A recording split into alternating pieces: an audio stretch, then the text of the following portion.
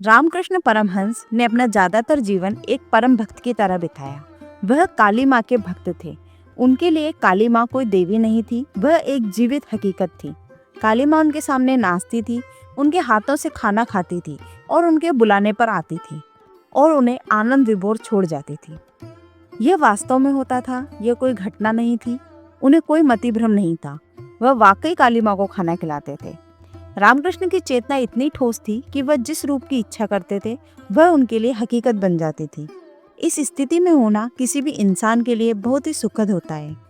हालांकि रामकृष्ण का शरीर, मन और भावनाएं परम आनंद से सरोबार थे, मगर उनका अस्तित्व इस परम आनंद से जाने के लिए बेकरार था।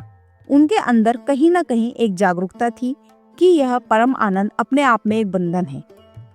एक दिन रामकृष्ण हुगली नदी के तट पर बैठे थे। तब एक महान और दुर्लभ योगी तोतापुरी उसी रास्ते से निकले। तोतापुरी जैसे योगी हमारे देश में बहुत कम होते हैं।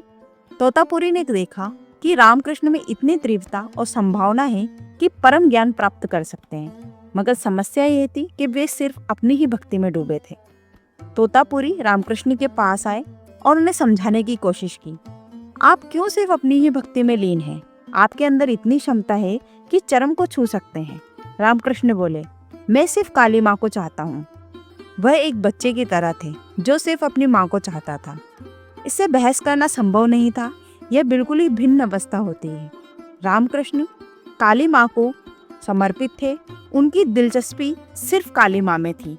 जब वह उनके भीतर प्रबल होती तो वह आनंद विभोर हो जाते और नाचना गाना शुरू कर देते। जब वह थोड़े मंद होते तो काली माँ से उनका संपर्क टूट जाता तो वह किसी शिशु की तरह रोना शुरू कर देते। वह ऐसे ही थे। इसलिए तोतापुरी जिस परम ज्ञान की बात कर रहे थे उन सब में उनकी कोई दिलचस्पी नहीं थी। तोतापुरी ने कई तरीके से समझाने की कोशिश की, मगर रामकृष्ण समझने के लिए तैयार नहीं थे। साथ ही वह तोतापुरी के सामने बैठना भी नहीं चाहते थे, क्योंकि तोतापुरी की मौजूदगी ही कुछ ऐसी थी।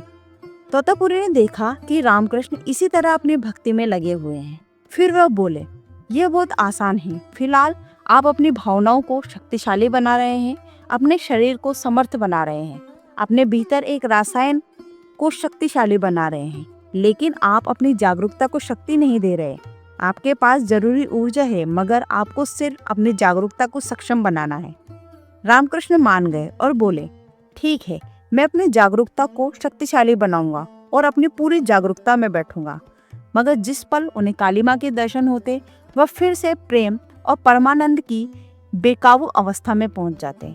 वह चाहे जितनी भी बार बैठते, काली माँ को देखते ही उड़ने लगते। फिर तोतापुरी बोले, अगली बार जब भी काली माँ दिखे आपको एक तलवार लेकर उनके टुकड़े करने हैं। रामकृष्ण ने पूछा, मुझे तलवार कहाँ से मिलेगी?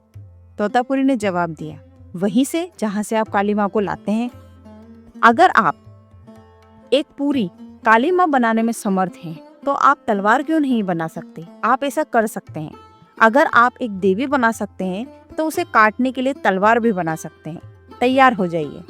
रामकृष्ण बैठे, मगर जैसे ही काली माँ आई वह परमानंद में डूब गए और तलवार, जागरूकता सबके बारे में भूल गए।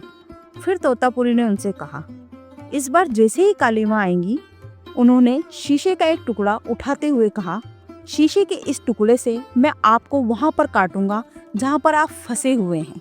जब मैं उस जगह को काटूंगा तब आप तलवार तैयार करके काली माँ को काट दीजिएगा। रामकृष्ण फिर से बैठे और ठीक जिस समय रामकृष्ण परम आनंद में डूबने ही वाले थे, जब उन्हें काली माँ के दर्शन हुए, उसी समय तोतापुरी ने शीशे से उस टुकड़े से रामकृष्ण के माथे पर एक गहरा चीरा लगा दिया। उसी समय रामकृष्ण ने अपनी कल्पना में तलवार बनाई और काली माँ के टुकड़े कर दिए। इस तरह वह माँ और माँ से मिलने वाले परम आनंद से मुक्त हो गए। अब वह वास्तव में एक परमहंस और पूर्ण ज्ञानी बन गए। उस समय तक वह एक प्रेमी थे, भक्त थे, उस देवी माँ के बालक थे जिन्हें उन्होंने खुद उत्पन्न किया था।